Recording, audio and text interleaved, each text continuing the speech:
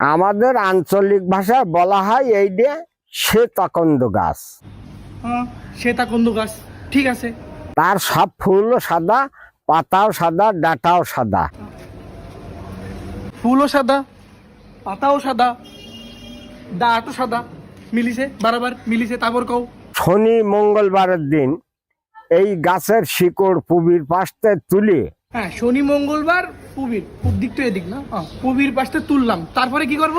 যদি মাজায় বান্ধি রাখা হয় তল পেটে, তারপরে তাহলে জনশক্তি তার বাড়বেই।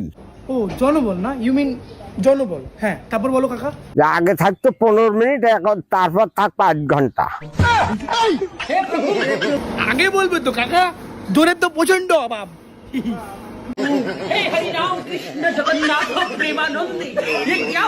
ये सब क्या देखना पड़ रहा है।